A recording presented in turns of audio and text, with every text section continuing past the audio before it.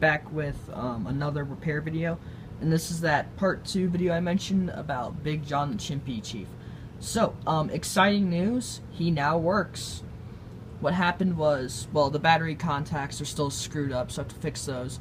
But I cleared out all the rust and corrosion, but there's just not enough copper left in there to reattach the wires to. So the battery wires are hanging out at the moment from the base, and I just have them connected to the batteries. The back contact fell off, so there's just a paper clip in between here to complete the circuit. I'm just going to keep it that way. And then the other problem was that his motor got stuck, so I ended up, the clothes were hot glued in 2 places, so I just peeled off the glue. And in there now, you can see the internals, which is really fascinating because he actually has, it's kind of difficult to tell, but he has metal gears in there. They don't make them like that anymore, I wish they did. But all of his gears are still intact, hence, I mean, the fact that they're metal. Jeez, that makes sense. And what's also interesting is that he doesn't have any screws on him whatsoever. There's only these tabs like this. So, to get everything open, you just have to bend out the tabs a little bit and pull out this plastic shell, which let me get to the internals of him. We also took off, there was a little panel on the bottom that needed to put back on.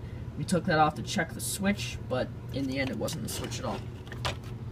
So he works. All I have to do now is remake the battery contacts, and once I do that, and after I put them back together, you will see him fully working.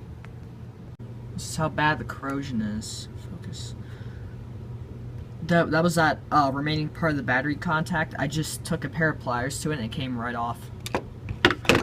So that's what was left of the battery contacts after I ripped them out. And then that thing was covering, that little brown dirt looking thing, that was covering one of the battery contacts as well. I just ripped that out. You can really get a good look at his internals here before I put them back together. There's the gears, motor's on the side. You can kind of see this R mechanism. Then he has this spinning thing back here, which might be what makes his noise. Because he makes noise, but there's no speaker in him anywhere, so it's obviously mechanical.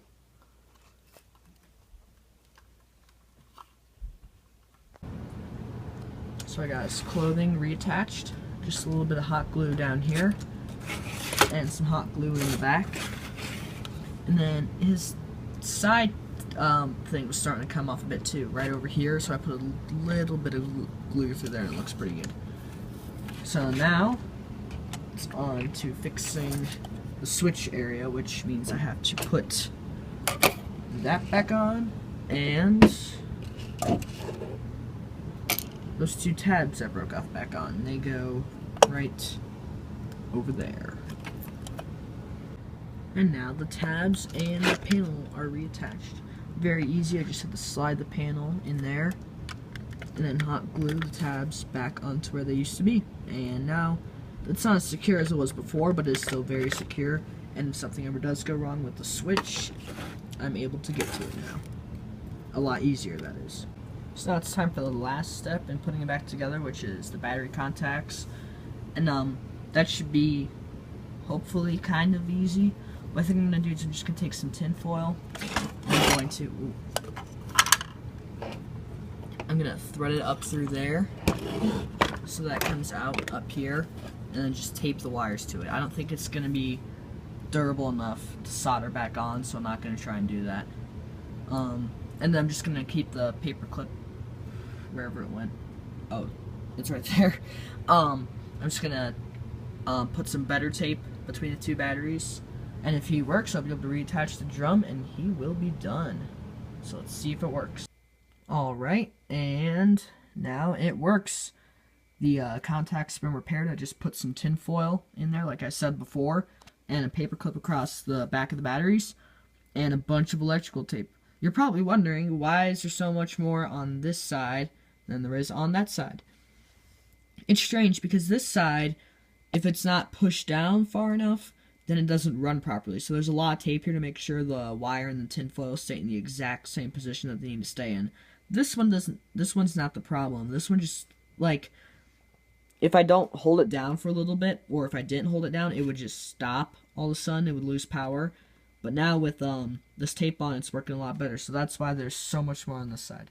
So I'm going to put the drum back on, and he should work perfectly. And here we are. Big John is fully put back together, and he is fully working once again. So in the battery compartment, I'll show you what I did down there.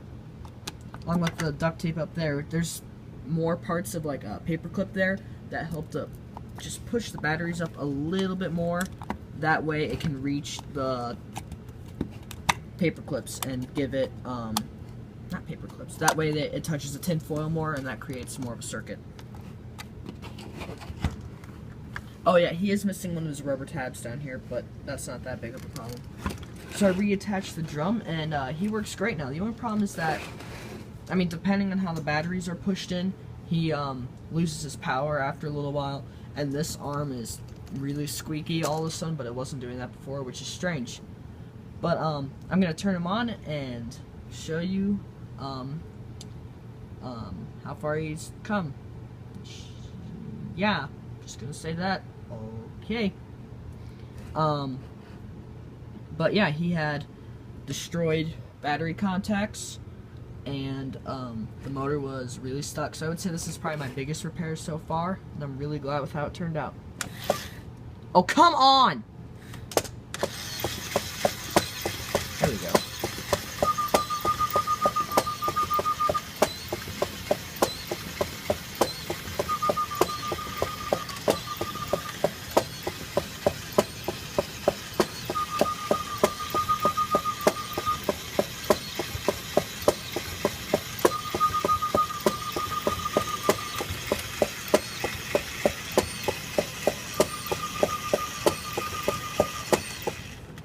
And there he is. You probably heard the squeak in this arm, and that he didn't start up at first, which was strange, probably because the batteries weren't pushed in very far, like I said. But other than that, he works great. He's still in really good cosmetic condition, even after I had to pull up the clothing to get to the inside. That's kind of weird. But yeah, other than that, really cool item. Big John, the Chimpee Chief, from 60s or 70s, I'm not entirely sure. He's in excellent cosmetic condition, and now he's in perfect working condition after repairs. Expect a full review of him soon, and thank you for watching.